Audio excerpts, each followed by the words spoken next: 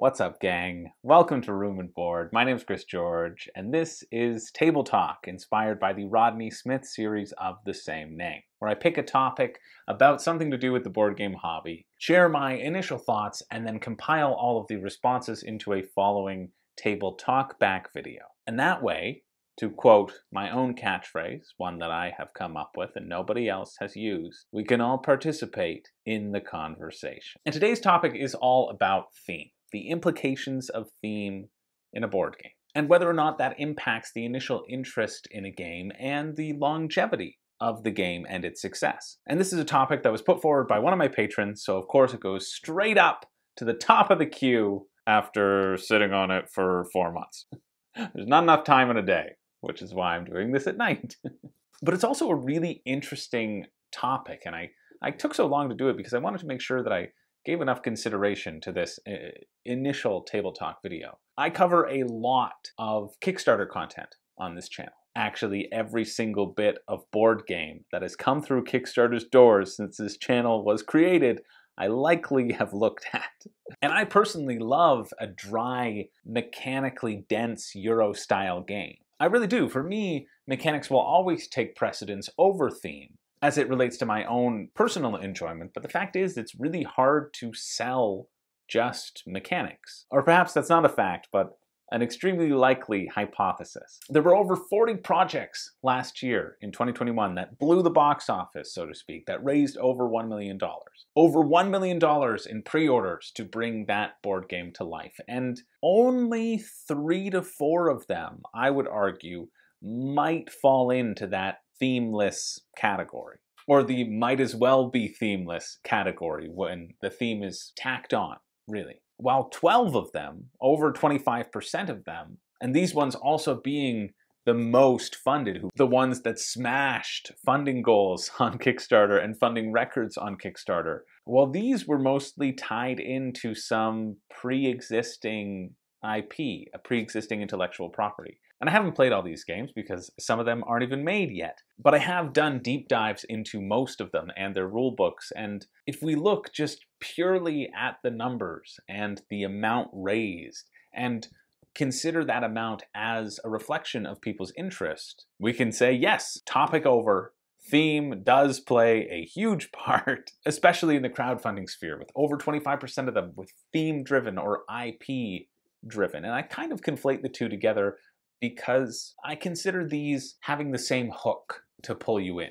The world that has been created, whether or not it's a world you already enjoy or a world that really speaks to you, I think is slightly irrelevant to this particular conversation. And I think one of the main reasons why theme is so successful in drawing people into the hobby or making them interested in a game is because a good theme actually makes the game make a little bit more sense. It makes the mechanics of the game a lot more accessible to the general population. I don't have to remember that, oh yeah, on the 5th turn, I get 20 cubes and I can divvy them up between 4 quarters of my board. I can just remember that when my child turns 5, they've gotten all of their baby teeth grown into the 4 quadrants and have grown out of their mouth and landed on my board in this accelerated Benjamin Button cage match themed board game. I'm working with the publishers on that one. Title TBD. But I think it really is a lot easier to translate and retain mechanics in this way by turning it into a language that is a lot more easy to understand because you know how that world works. You know how that thing should exist. And on top of that, theme helps build the world of the game. If we're looking at a game as this sort of transformant experience, a time and realm where we are allowed to release our inner child, to quote a previous Table Talk, and not the back of the box of the unreleased Benjamin Button Kid Fighters game. Obviously, Fighters has a Z on the end. Again, title TBD. Then having a theme and a strong theme allows us a greater pathway into that world of play, than not having one. And I guess for that point, it's all about why do you play games? Or what do you want in a game? Because it's fun. It's fun to make believe. That's why we like movies. That's why we play D&D. That's why we tell ourselves, no, Chris, your parents do love you. The attic was just for your own growth and reflection. so you could appreciate the finer things in life. So that's one thing to consider. But I also think that the idea that theme leads to this booming initial draw is because, especially with IP games, it just relates to a popular thing. And it's interesting to consider. I feel this latching on to popular things and making them into other things has always sort of existed in the board gaming world. Back in the day, you could find countless themings in Walmart. Whether or not they benefited the games was almost irrelevant. They didn't make the gameplay easier, they were just literally cash grabs. Items a consumer could purchase just to show their particular fandom for a TV show or a movie, or something that your aunts and estranged Jims could purchase for you on a birthday because they remembered a conversation once upon a time where you liked the X-Files. So now you can have X-Files Monopoly, X-Files Trivial Pursuit, X-Files Devilish Dice. You could get one for every birthday and Christmas. And I think we can all agree that these sorts of themings don't necessarily enhance those games, or maybe they do. Maybe that is a way to draw people into a thing that they wouldn't otherwise be interested in. And maybe that is the overarching purpose of theme in board games. But I'm somewhat of the mind that I think that the trend of IPs might have actually negatively affected the making heavier theme-based games slightly slower to bloom. That's how we got the term Ameritrash. And I was looking up the term Ameritrash. I was trying to read up on the origins of the term, and nobody seems quite sure. Ameritrash and Eurogames used to be two distinctive styles of game, with Eurogames representing elegant mechanics and Ameritrash representing theme-heavy games. And it feels like, in this regard, Ameritrash games have always rang as if they are less than mechanically driven games. One thread that I was reading on BoardGameGeek supposed that the term Ameritrash was actually in counter to the term Eurotrash, which was usually used to refer disparagingly to rich or snooty or fashionable or of some questionable fashionability, which is of course different than our fashion nobility. And so Ameritrash came from that word to represent beauty without any inner substance. And I think that's neat. I think that's a neat theory behind the etymology of the word. And I think there's a lot of things that have contributed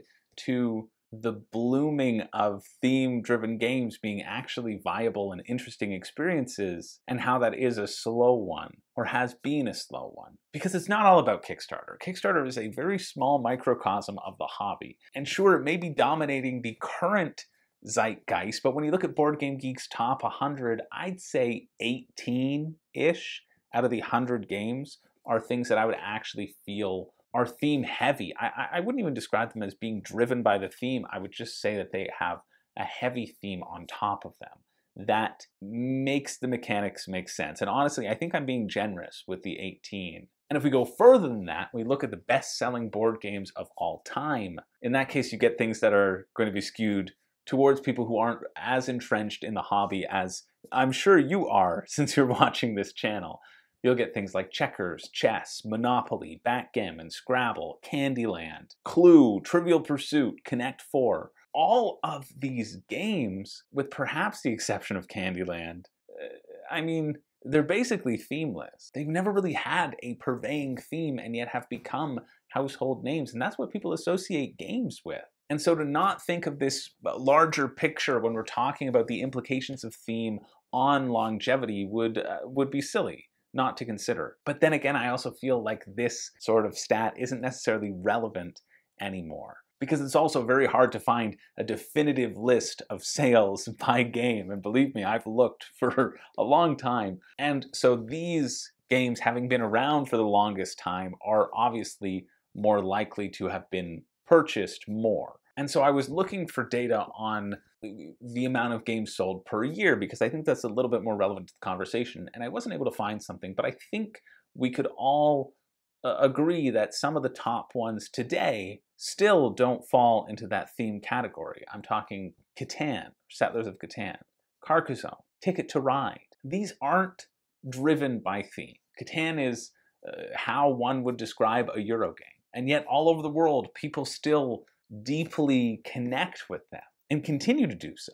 And therefore, I think that continued interest in these sorts of games would suggest that people don't need theme in their games to drive interest, to have longevity in the buying cycle. Theme seems largely irrelevant at this point, and yet those that achieve success, or at least consistent, measurable success that we can see on Kickstarter, the millions and millions of dollars that they raise, are the ones that create a world, or that give a player something different. And so I'd say that brings us to probably one of the most well-known games over the past 5 or 6 years, or the one that has been appealing to those outside of the board gaming hobby, those who are not in the know, the Mandy Patinkins of the world. We have one. Okay with just trying to figure it out.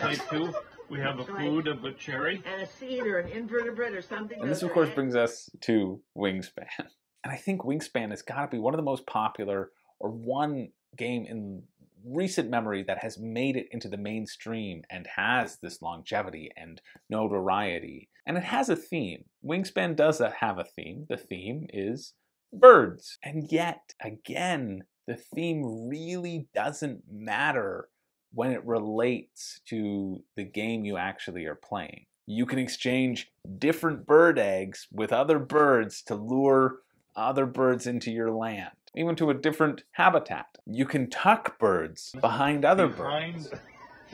It's just nonsense. It is. It is nonsense. And I think Wingspan is a really great game, but I think it is more about the mechanics. I don't think we can really call this a theme-driven game. And yet, I still think that something like this, its theme has played an enormous part in its success, which is so strange to me because it doesn't impact anything. It only impacts what you call your tokens that you use to purchase your cards. Ah, they're cherries and invertebrates. Oh, of course. This must be a bird game. Mechanically, there is such a large disconnect from the theme, and yet it doesn't matter.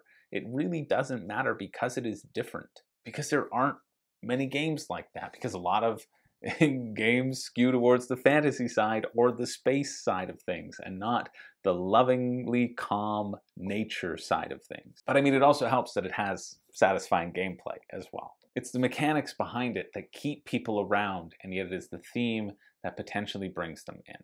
And so where the heck does that leave us? Well, as most of these table talks go, we're at a sort of crossroads. How much does theme really affect the interest and longevity of a game? And do those two things even have a correlation? Could it be that theme-heavy games are so focused on giving us a story that it's easy for us to experience that story and grow tired of that story and move on to a different locale, so to speak, rather than being able to obtain the worldwide success that some of these other games have found and continue to hold on to? Or is it that dash of story, that dash of setting combined with mechanics that make us want to return over and over again? Because of that balance, that what they give us, we're able to create our own stories, our own new stories every time. I find Nemesis does this particularly well, and that is completely a theme-heavy driven game. And it might also be that we are currently seeing such a boom in theme-heavy games that people want to cast off the term Ameritrash and change it to Amerithrash or Amerigames or Amerigold. That one's not a thing. Or whatever other expression we can come up with, because the original one no longer represents the experience that the games provide. Maybe people have grown tired of the themeless board games of their youth, and we've discovered that a great theme is actually something that elevates a game from mediocrity to greatness, that allows us to connect to the experience around the table in a deeper way, that connects all those dots in our understanding, and we are only going to see more theme-driven games as we move forward. Intensely thought-out applications of a theme. I don't know. I just don't know why we haven't seen it yet. If we're seeing this wave of carefully thought-out theme-driven games and slightly less carefully thought-out IP-driven games, but still good, drive the charts and sway the crowdfunding space with such money and backing behind it. Why has that not translated to other platforms like BoardGameGeek? Or has it? I'm just unable to recognize this. 25% and 18% are close enough that they're slowly crawling up the charts. And if you looked 10 years ago, you would have found maybe 1%. And it is this slow crawl, and it takes time to overtake these tried and true classics that didn't really need to consider more of a theme than just farming. I don't know.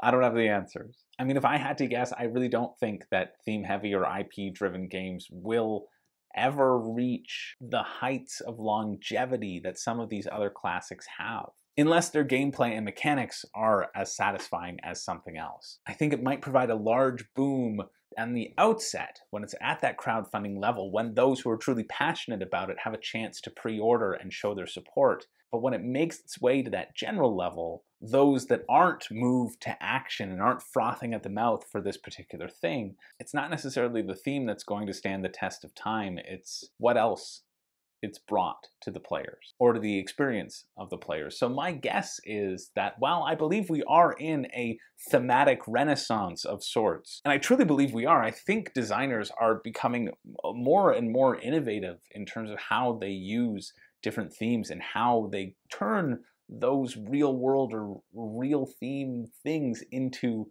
mechanical applications. I still think if it's not used only as a supporting role and is used as the main event, I just don't see it reaching the heights of some of the greats. But when you use it to support and enhance an experience, I think that's when it provides the jolt needed to separate your game from the crowd and send it soaring to even greater heights. Those are my initial thoughts. If you have any thoughts on the subject, make sure to drop them down in the comments below. And like I said, I'll read through them all, distill them, and present them back in our next Table Talk Back episode, whenever that may be. Once I've got enough comments, I'll try to make the gap between the two slightly smaller than it was last time. Anyway, thank you so much for being here. If this initial stages of the conversation sparked anything in you, hey, let me know. What do you think? All about theme, the impact of theme, and the longevity of games that focus on it. I think it was a cool topic, so thank you. I think it was Aaron who suggested it. And if it wasn't, well, sorry Aaron, you're getting the credit. Anyway, thanks so much for watching. Once again, my name's Chris George, and I don't have a catchphrase. And I already said thanks for watching, so I can't really end on that. Hey, look, what's that? There's something's behind you.